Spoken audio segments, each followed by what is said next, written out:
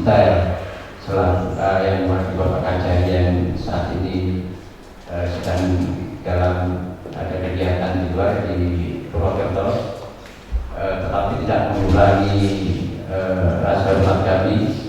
Yang pertama, saya kenalkan, nama saya Yudi Tanda. Kebetulan saya Ketua Ikatan Wartawan Oleh Indonesia Malang Raya.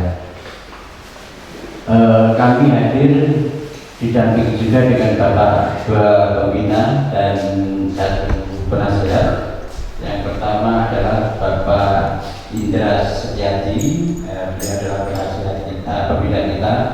Dia adalah salah satu kontrol rumah makan Kertanegara.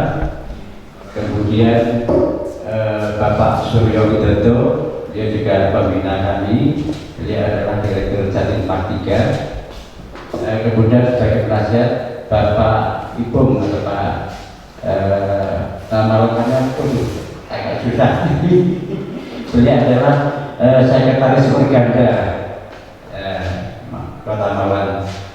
Kemudian ada Sekretaris IMUI Mas Joko, Mas Joko.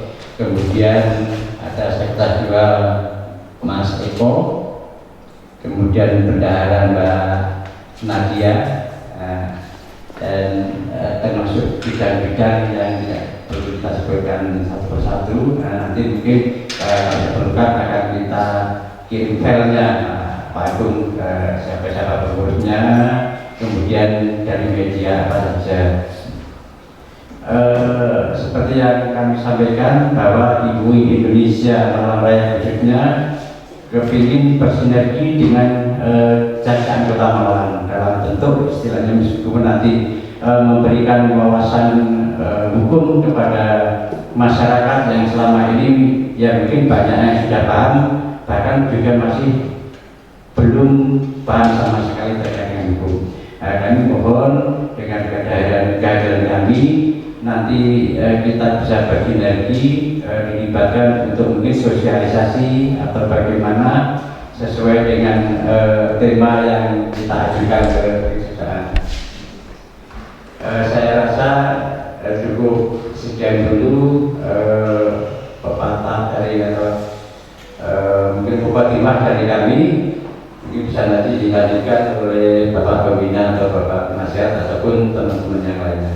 Untuk itu saya sampaikan terima kasih. Wassalamualaikum warahmatullahi wabarakatuh. Memang sekarang ini banyak persoalan-persoalan yang ke depan itu tidak mudah jadi persoalan karena banyak aturan-aturan yang berubah begitu drastis. Nah, ini pemahaman hukum nantinya supaya tidak terjadi permasalahan. Jadi bentukannya yang umum ya, umum dengan adanya sertifikat halal itu kan sosialisasinya cukup kurang karena waktunya saya pendek dan juga resto, warung, kafe, hotel di Indonesia, di Malang Raya itu cukup banyak. Jadi apakah memungkinkan untuk dilakukan sosialisasi lebih luas itu yang di bidang makanan atau pariwisata. Kebetulan saya sebagai di Jatim Park itu di pariwisata ya.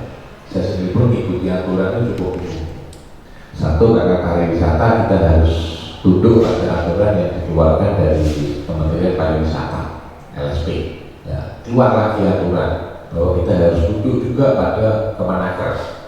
Nah, keluar lagi aturan lagi bahwa kita juga harus ikuti dari Kementerian ATR. Jadi diaudit itu oleh Kementerian ATR. Selesai ATR, selesai tunjuk lagi diumpak lagi sama kepolisian. Jadi ada sistem manajemen pengamanan. Nah, ini akan menimbulkan carut marut di belakang hari karena semua instansi pengen masuk dan pengen mensertifikasi. Ya ini mungkin kan bagian dari hukum. Kebetulan dari Indonesia ini hukum kan selalu berubah ya. Contoh zamannya Pak Harto itu harus punya operasi. Zamannya Pak Jokowi Bumdes, sekarang koperasi merah putih. Nah, padahal kalau kita umak-umak ya, kita taruh bener-bener pasiennya sama Pak, masyarakat.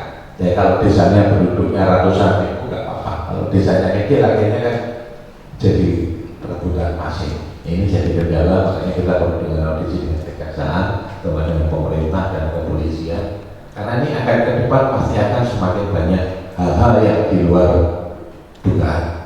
Kemarin muncul yang di restoran apa kemarin yang musik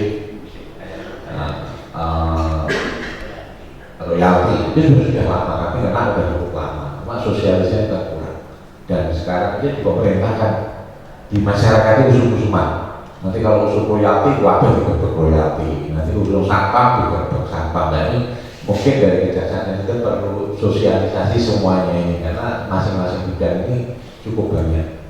Dan yang jadi masalah lagi pada waktu undang-undang diterbitkan masyarakat juga paham. Nanti rumit lagi di undang-undang kesehatan karena jamu itu ilegal karena tidak melalui uji klinis. Itu nanti juga akan itu. Kalau sekarang tidak ada sosialisasi, ya jamu-jamu yang beracun dan sebagainya itu persoalan lagi. Belum lagi yang undang-undang kesehatan yang pasal berapa itu orang nggak mau divaksin dendanya 500 juta. Lekat punya duit gimana? Maksud mau dipakai ini kan? Jadi makanya perlu sosialisasi, makanya dari teman-teman media, pemerintah dan sebagainya harus bersatu padu gimana masyarakat paham.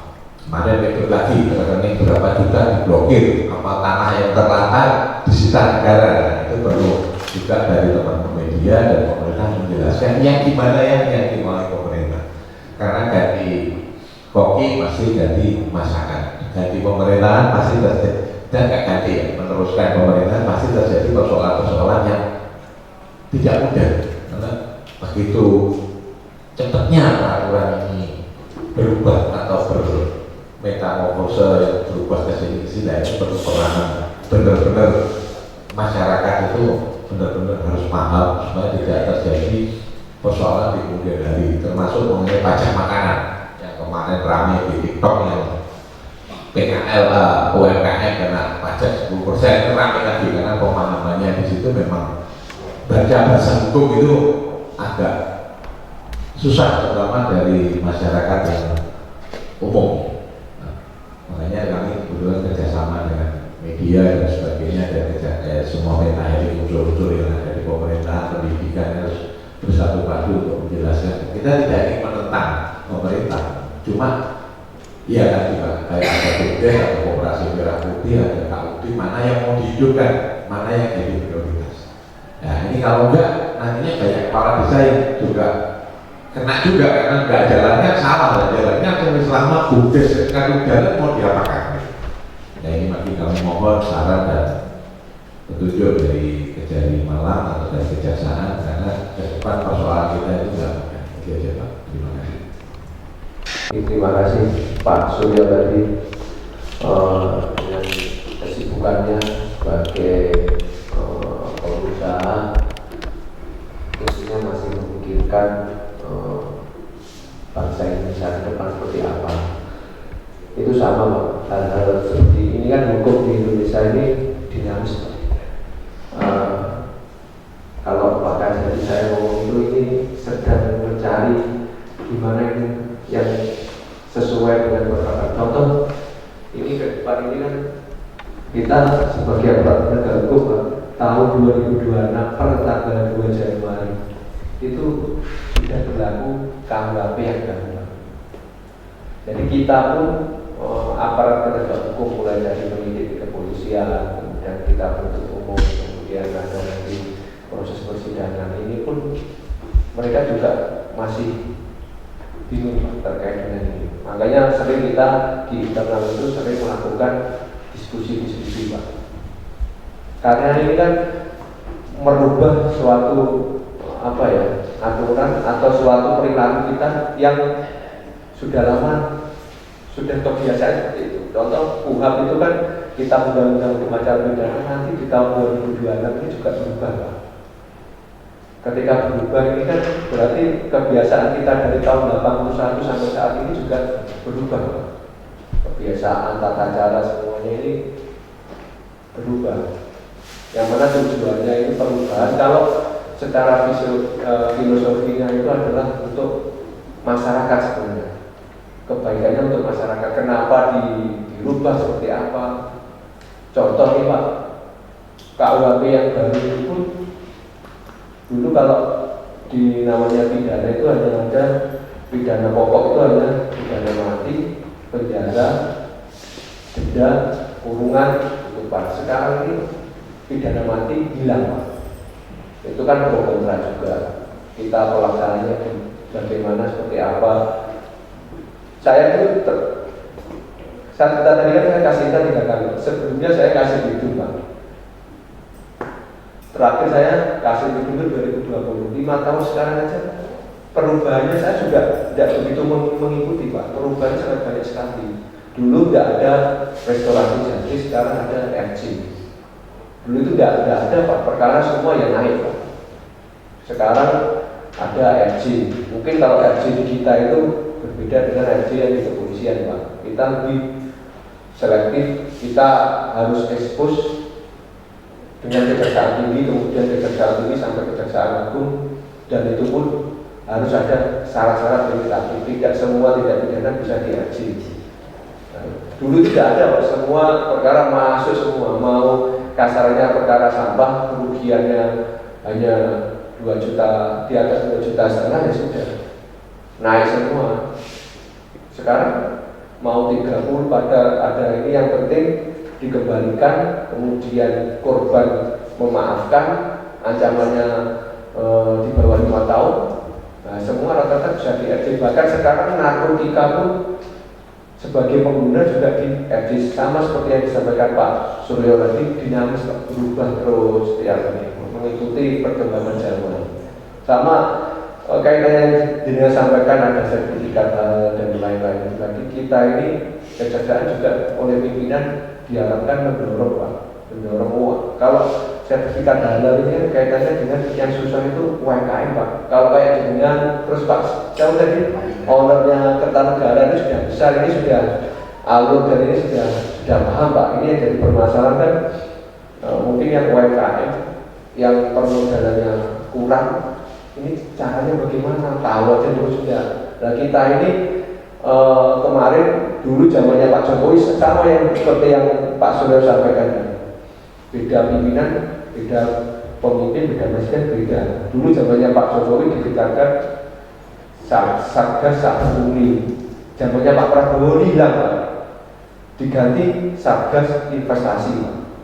Nah dulu Satgas Sabungi itu semua masuk Satpol PP, semua ada dari TNI, dari Satgas Investasi itu difokuskan hanya pemerintah kota atau kabupaten, kemudian kepolisian dan kejaksaan Pak. Hanya itu. Kalau dulu Satpol PP itu sangat luas sekali. Nah ini Satgas Investasi itu didorong perusahaan atau pengusaha kecil untuk lebih mengembangkan. Nah kita didorong ketika ada pengusaha atau UMKM yang kecil itu susah dalam proses perizinan, kita diharapkan mendorong untuk membantu proses perizinannya supaya lancar. Karena ketika seorang pengusaha ini tidak ada izinnya, ya dia tidak bisa berusaha, kan seperti itu, tidak bisa bekerja. Nah kita sudah membuat satgas itu, tapi belum di SK Pak oleh Pak Wali Kota. Nah kemudian kaitannya dengan Koperasi Merah Putih, jadi di Malang ini sudah terbentuk Pak, di 57 Koperasi Merah Putih sama dengan jumlah kelurahannya di Kota Malang. Nah kemarin kita juga mendorong kaitannya, salah satu syaratnya Koperasi Merah Putih terbentuk itu adalah ada sudah berbadan hukum, kemudian ada ADART-nya. Kebetulan pemerintah Kota Malang itu melalui Dinas Perdagangan dan Koperasi itu sudah memberikan bantuan kepada Koperasi Merah Putih. Bantuan bukan dananya ya, terkait dengan proses pembentukannya, badan hukum ya, sudah semua 57 itu sudah badan hukum yang dikeluarkan oleh Kementerian Hukum dan sudah mempunyai ADART yang disahkan oleh notaris.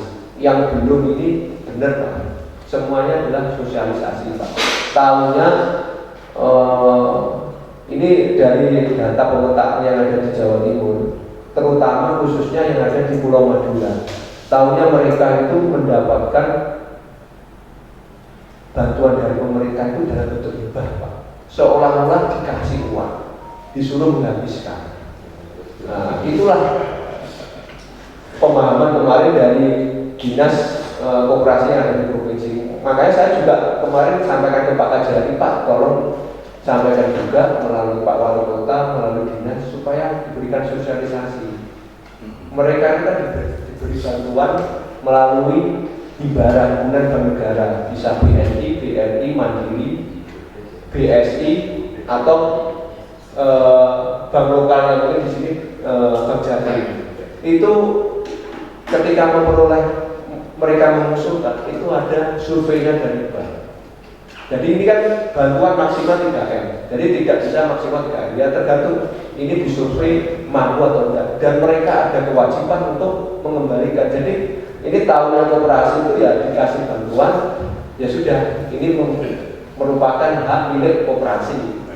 Tidak ada kewajiban dari mereka untuk mengembalikan. Nah itulah kita juga penting memberikan sosialisasi agar mereka paham. Dan bagaimana cara melakukan ini, kalau dilihat kan koperasi itu bukan apa ya, bukan uangnya atau apa, yang paling utama adalah pengurusnya.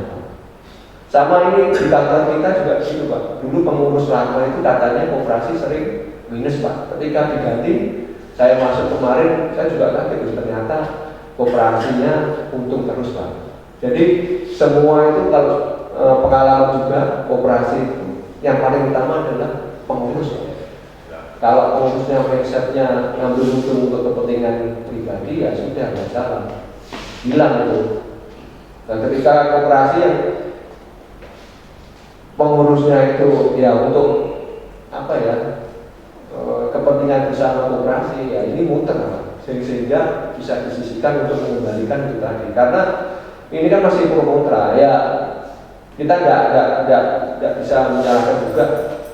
Ada beberapa kepala desa kemarin kan yang menolak juga diberikan bantuan ini karena mereka takut juga. Karena indikator koperasi merah putih ini nanti berhasil atau tidak, itu banyak tidak laporan atau laporan pengaduan yang masuk ke kantor kami. Karena ya itu tadi, ini uangnya itu dari himpunan bank negara yang sumber dananya itu dari keuangan negara. Jadi ketika keuangan negara tidak bisa dipertanggungjawabkan, ya sama saja itu tidak pidana korupsi seperti itu. Jadi perlu juga kita memberikan sosialisasi.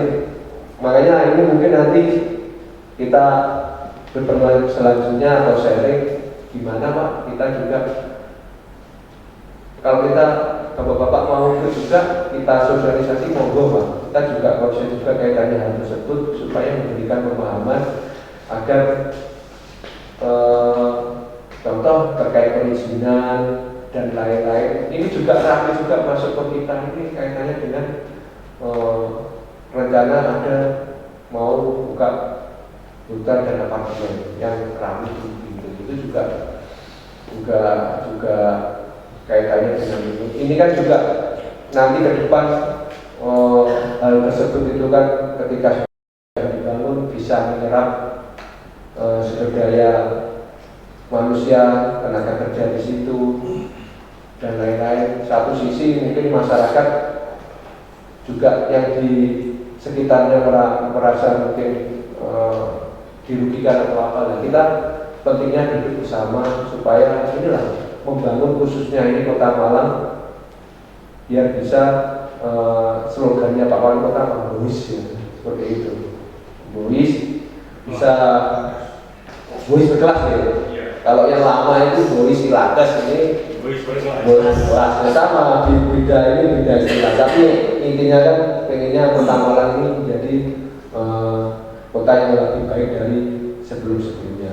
Itu penting Pak, sosialisasi kaitannya semua kegiatan. Sama sosialisasi ketika ada, perlu juga Pak ada penindakan Pak. Ketika ada suatu peristiwa tidak ada dilakukan penindakan juga nonsen juga, tidak akan bisa memberikan efek jerah. Contoh itu tadi yang saya sampaikan hari Kamis itu ada pemusnahan jamu-jamu obat-obat ilegal. Ini ke depan kita juga, oh ini kemarin gimana sih orang ini kok bisa seperti ini. Ke depan kita tuh kalau Pak Jaksa Agung memerintahkan khususnya tidak pidana korupsi itu, jaksa itu jangan hanya memidanakan orang, mengembalikan kerugian keuangan negara. Kalau kita kan sampai triliunan Pak, alhamdulillah ini pas Pak Burhanuddin ini kita ini melangkah tinggi sekali. Cuma pesan beliau tidak hanya melakukan penindakan, juga memberikan solusi supaya ke depan tidak pidana tersebut tidak terulang kembali. Sama mungkin ke depan ketika ada ini Pak, malah ini lagi kejar-kejarnya juga peredaran rokok ilegal. Kita juga proses itu kita sampaikan ke Bea Cukai ini permasalahan seperti apa. Ini kan banyak sekarang itu beredar juga kaitannya dengan peraturan Menteri Keuangan juga, yang mana ketika dia mampu membayar denda berapa kali dari situ, itu tidak dipidana. Itu ada aturannya diperbolehkan seperti itu. Cuma masyarakat kadang melihat ini sudah ditangkap tiba-tiba kok keluar. Nah ini kan regulasinya ya ternyata seperti itu. Kita bagaimana meramu supaya ke depan tuh yang paling penting itu tidak hanya hilang, minimal berkurang aja Pak. Tidak pidana, contohnya rokok, contohnya itu tadi mungkin peredaran obat-obatan ilegal, jamu dan lain-lain. Dan yang paling konsen kita dengan teman-teman di BIN, Badan Intelijen Negara Kota Malang dan teman-teman kepolisian itu kaitannya dengan peredaran narkotika di Kota Malang. Ini 80% perkara yang masuk ke kita itu dari kepolisian itu ya itu Pak, narkotika, khususnya sabu. Itu sampai dengan saat ini permasalahan yang belum terselesaikan di sini. Karena kita juga kadang ada informasi juga peredarannya juga ternyata di lapas. Sedangkan lapas kita kan menjangkau seperti itu juga susah karena seperti kayak negara di dalam negara yang seperti itu. Mungkin ini kan peran media juga. Kita kenapa sangat berbuat pada teman-teman media, kita juga tanpa media kita juga tidak bisa seperti ini. Media juga butuh kita kaitannya dengan mungkin informasi yang perlu disampaikan ke masyarakat.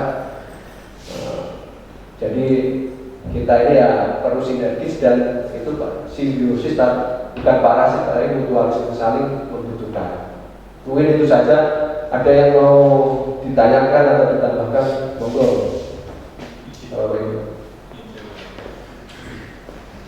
Pak, siapa ini Pak?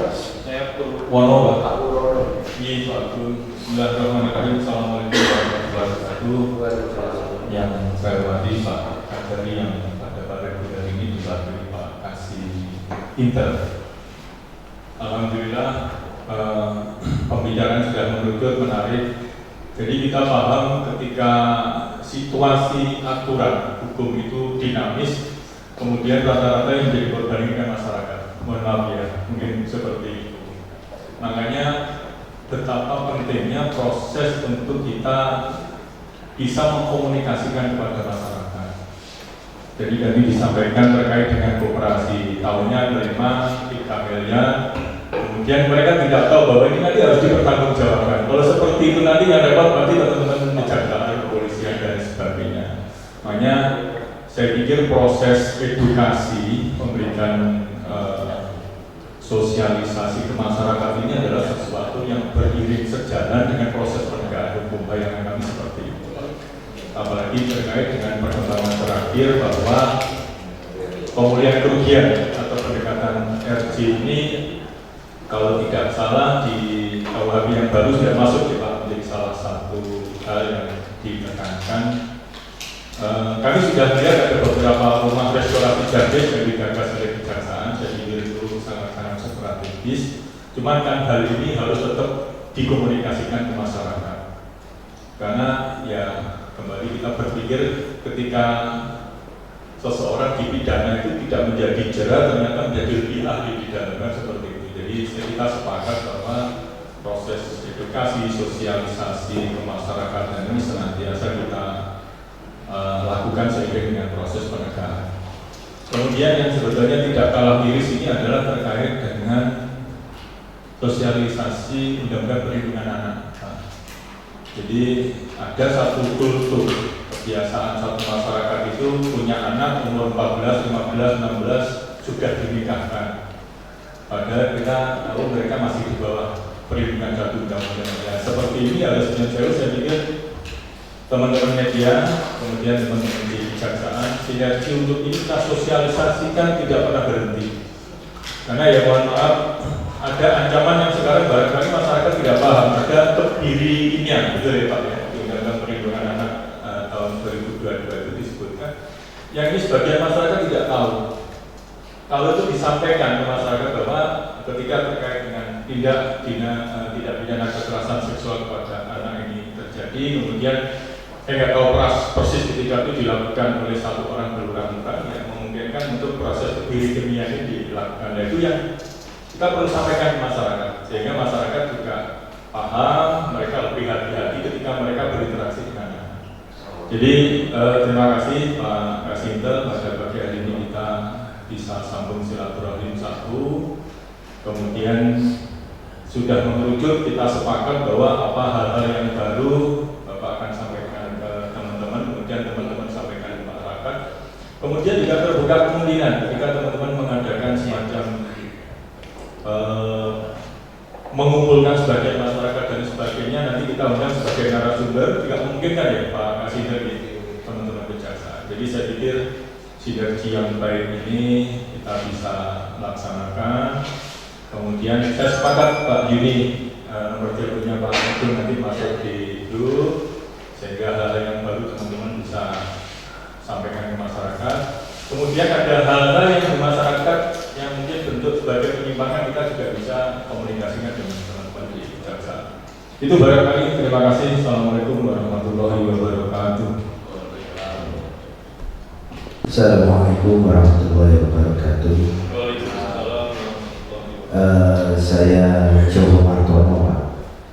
Saya di sini sebagai sekretaris 1 IWOI, dan kebetulan saya juga selaku pimpinan redaksi dari matarajawali.net, dan ada juga channel YouTube kita namanya Mata Raja Wali TV. Ya, ini perkenalan Pak Agung. Sebetulnya sama, dulu saya sering juga silaturahmi ke Kejaksaan Negeri Kota.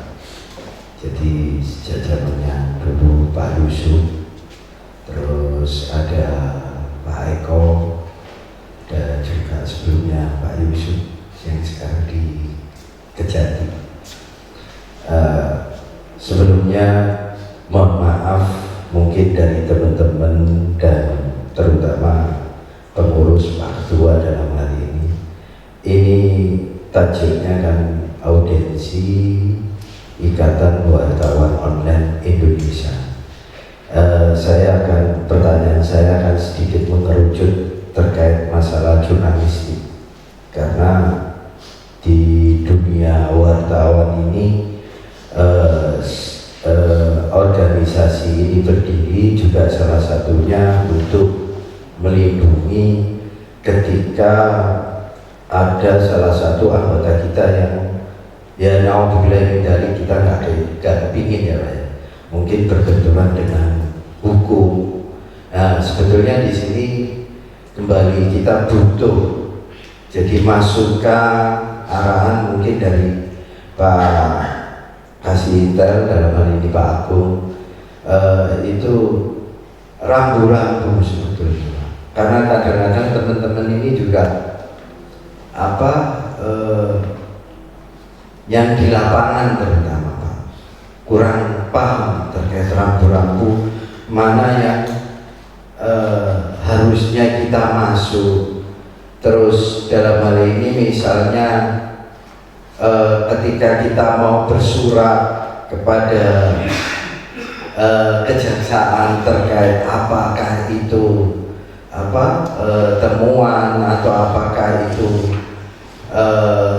terkait pemberitaan kita, itu kadang-kadang teman-teman atau saya sendiri itu kadang-kadang kurang paham gitu, rambu-rambunya gitu. Karena di masyarakat sering mungkin pihak kejaksaan itu memberikan edukasi misalnya ke dinas pendidikan terkait misalnya mana yang dikatakan pungli, mana yang tidak. Nah ini di harapan saya, harapan kita IWI Audensi pada hari ini itu paling tidak ada edukasi yang kita terima. Apa sih rambu-rambu dari apa teman-teman media ini gitu.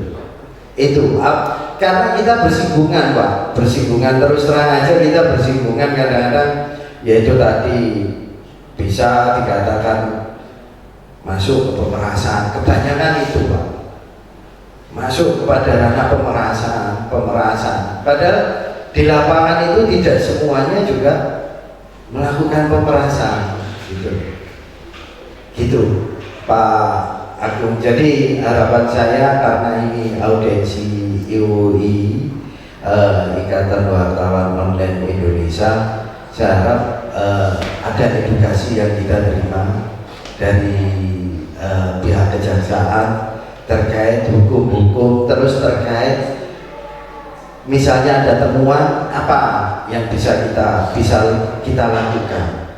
Misalnya kita bikin LI, media itu bikin LI atau kita bikin laporan dugaan. Nah ini rancu Pak, perbedaan antara LI dan labdu itu kita juga kadang-kadang kurang paham. Seperti itu pertanyaan kita Pak Agung. Terima kasih, mohon maaf apabila ada salah kata.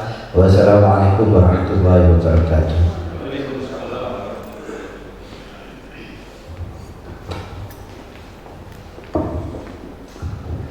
Mas Joko tadi pertanyaannya tadi kaitannya mungkin dengan rambu-rambu atau apa. Jadi kemarin kan sempat ada Mas apa, ini bukan media atau wartawan atau apa, ini oknum kalau kita lihat, karena tidak semua media seperti itu.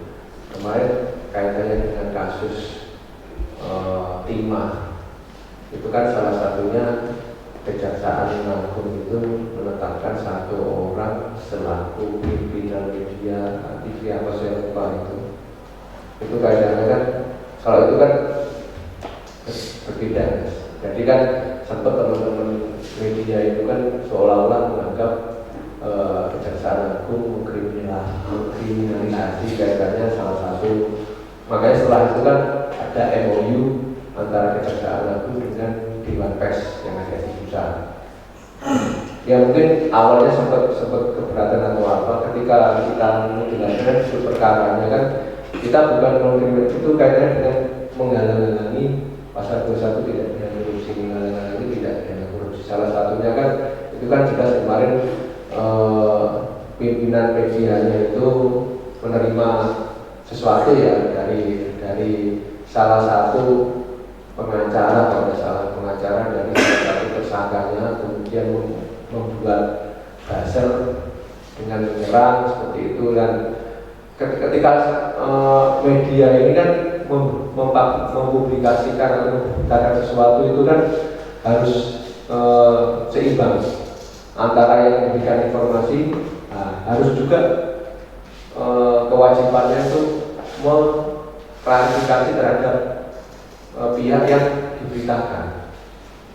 Jadi ketika contoh ini memberitakan sesuatu tapi tanpa ada berita pembandingnya dengan yang diberitakan, itu kan keliru juga. Selama ini ketika di Kota Malang dan lain-lain kan selalu hal-hal seperti itu. Contoh Mas Yuni ini memberitakan apa-apa kan juga banyak juga sisi, banyak baik yang diberitakan maupun yang memberitakan. Nah ini sudah sesuai. Jadi selama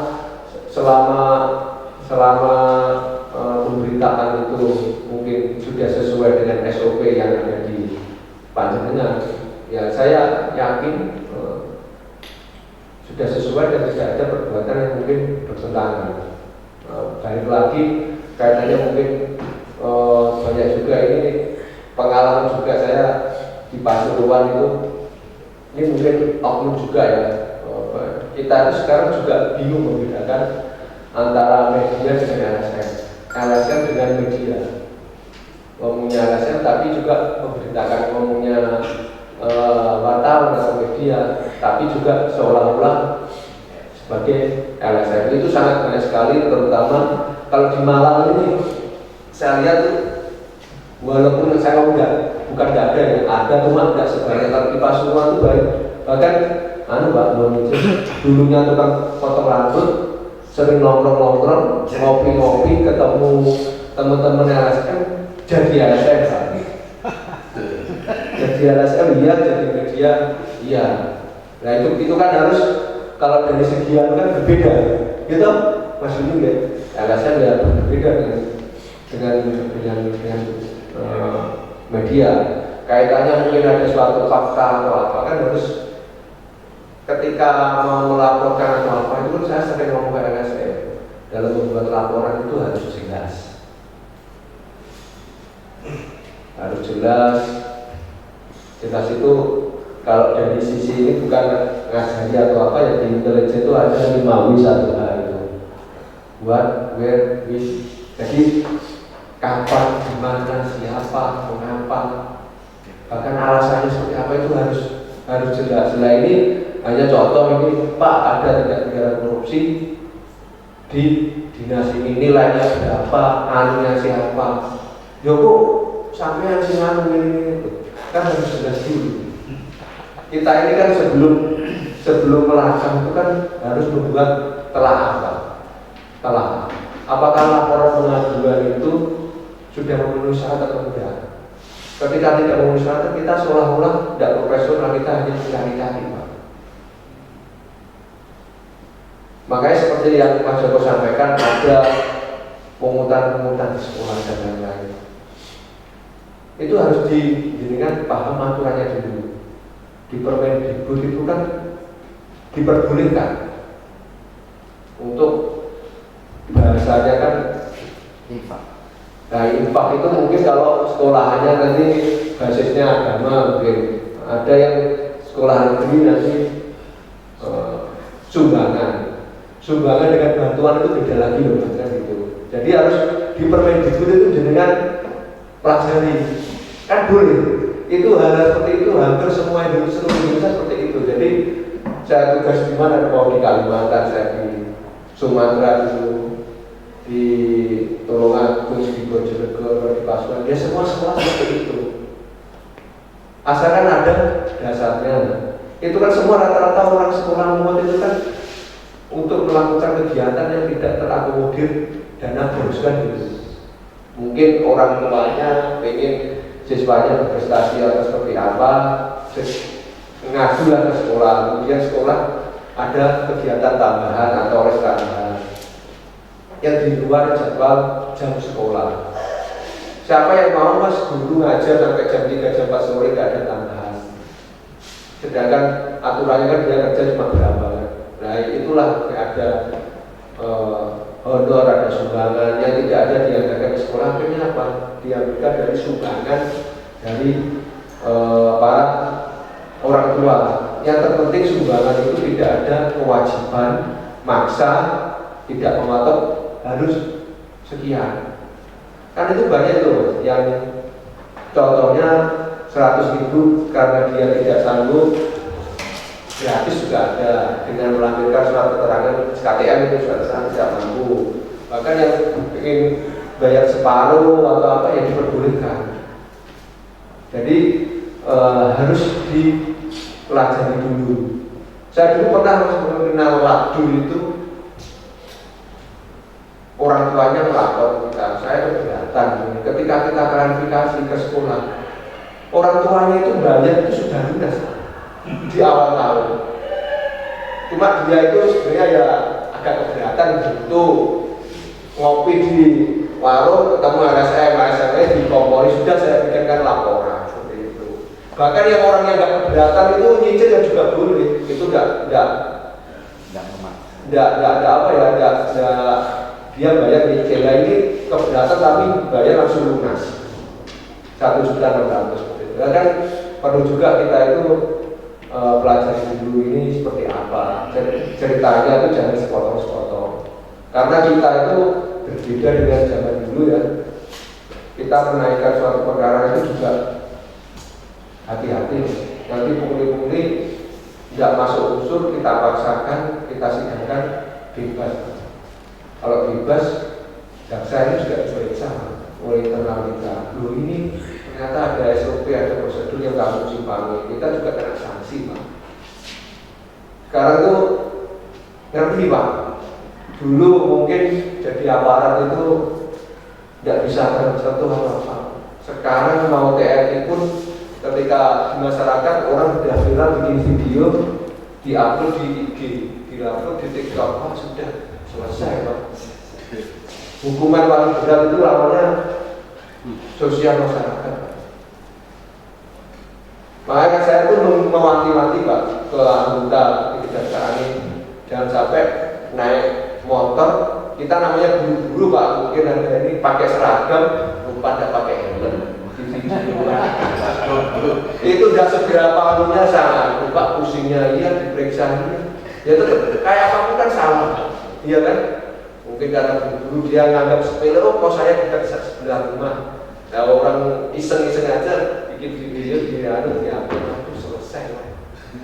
Contoh kita ini untuk ngawal tahanan dari lapas ke pengadilan, karena mungkin ini Pak, kita kan SOP-nya juga ada pakai sirine lah. Kadang suatu ketika biar kita melawan arus itu pun dipermasalahkan juga, Pak. Di MKO IG ini mentang-mentang ini, ya sudah saya ingatkan walaupun sesuai aturan itu dalam aturan apa ya, bukan diberi kelonggaran lah kita, Pak, untuk sirine mungkin suatu pas macet atau seperti apa kita melawan arus, intinya supaya mempercepat proses persidangan. Itu pun kalau bisa waktunya masih lama janganlah dilakukan seperti itu, karena itu tadi susah kalau sudah lawan netizen ini susah, jadi kan kalau netizen ini mau benar pun jadi salah. Nah contoh gini aja, perkara tong lembong itu kan lo tidak menikmati, kalau unsur tidak pidana korupsi itu tidak hanya merugikan atau menguntungkan orang lain, apa diri sendiri, Pak. Ketika kita karena kebijakan kita menguntungkan orang lain, yang mengakibatkan orang lain untuk menerima keuntungan dari korupsi itu, ya dipidana, Pak. Cuma tahu yang mereka tidak menerima uang dan susah Pak kita menjelaskan kalau orang tidak membaca, tidak paham aturannya seperti itu. Makanya sekarang ini ngeri, Pak, sekarang, Pak. Contoh kayak Jatipak kemarin, Jatipak 2, Pak, ya, tiba-tiba ada musibah entah apa jatuh itu, wah harus bisa ini, waduh ya. Kita kalau sudah lawan netizen dan padahal tidak dilihatkan juga mungkin prosesnya seperti apa, yang jelas kan dia juga tanggung jawab seperti apa. Makanya kita sama-sama jaga diri masing-masing. Ya ini zamannya sudah berubah, Pak. Ada yang mau ditanya lagi, Pak? Monggo.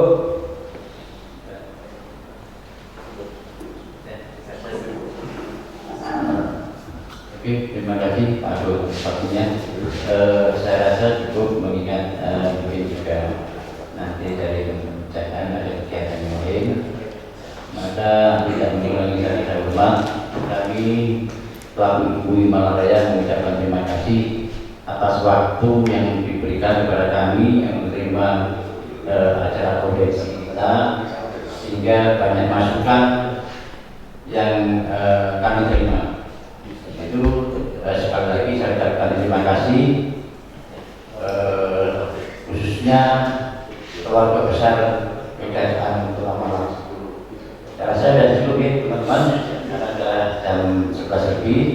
Untuk itu saya mohon maaf, kami selaku Ketua Himalaya mohon maaf apabila ada kekurangan tutur kata kami yang tidak berkenan. Terima kasih.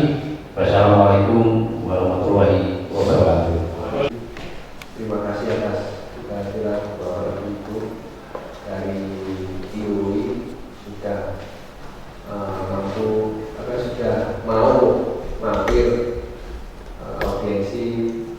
kita diskusi kaitannya dengan dinamika yang ada di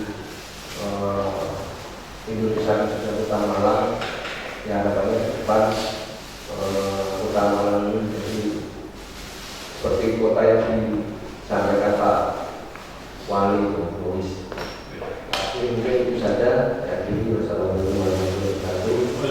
Salam sejahtera bagi kita semua.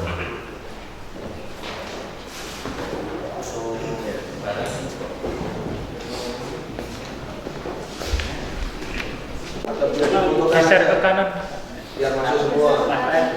2, 3.